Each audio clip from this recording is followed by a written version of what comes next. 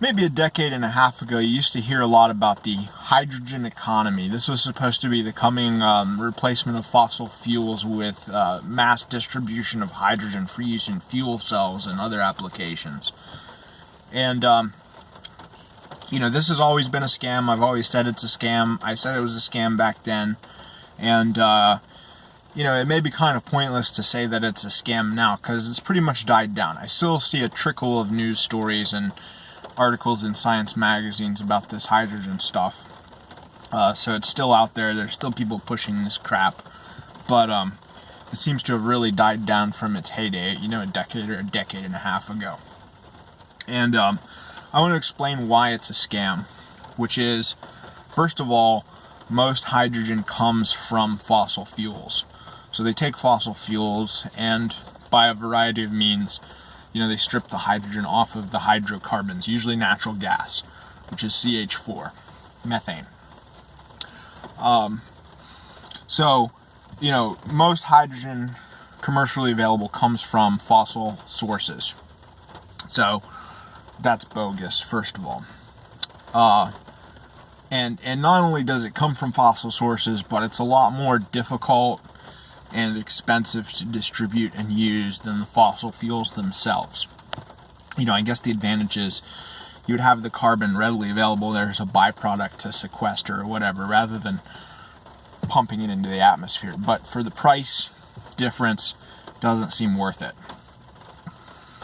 Now, the second reason it's bogus is because, let's say if you had a source of non-fossil hydrogen, let's say you're manufacturing hydrogen from electrolysis of water or whatever.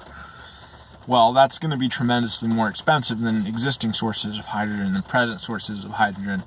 But, if you're going to all that trouble and expense, it's basically free to combine that hydrogen with carbon from the atmosphere, from like CO2, to create hydrocarbons, which are cheap and easy to distribute and use because we already have the infrastructure for that.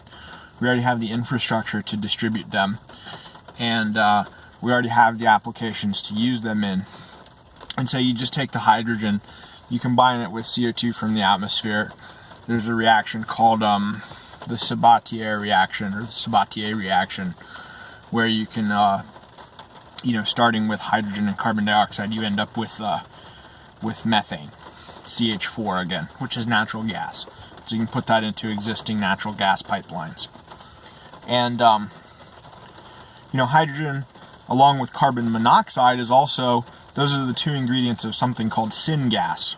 And syngas is the basic feedstock of a lot of chemical processes that can be used to make a lot of different, more complex hydrocarbons. For example, syngas is the feedstock for the Fischer-Tropsch process, which produces synthetic diesel fuel.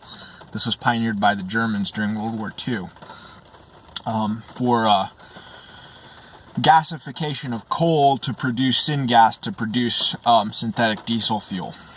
Because they had coal, they didn't have oil, so they did it that way.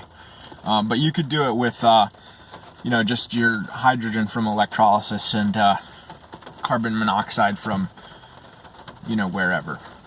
And if you don't have a ready supply of carbon monoxide, you can make it from carbon dioxide, but that takes some energy. So,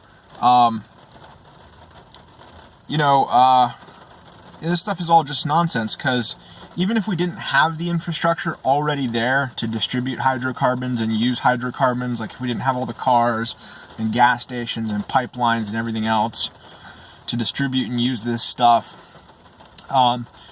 it's still a better way to distribute and use hydrogen, and that's the infrastructure you would want to build to distribute and use hydrogen, because it's just so much fucking easier and cheaper to handle than hydrogen itself, which has to be, deeply cryogenic, very cold or under very high pressure, and hydrogen is a really small molecule, so it's very hard to contain, and there's leakage and everything else.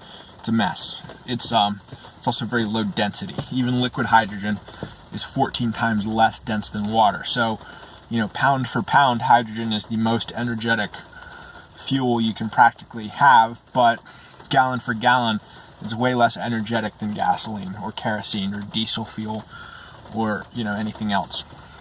So hydrogen economy, total scam, total non-starter.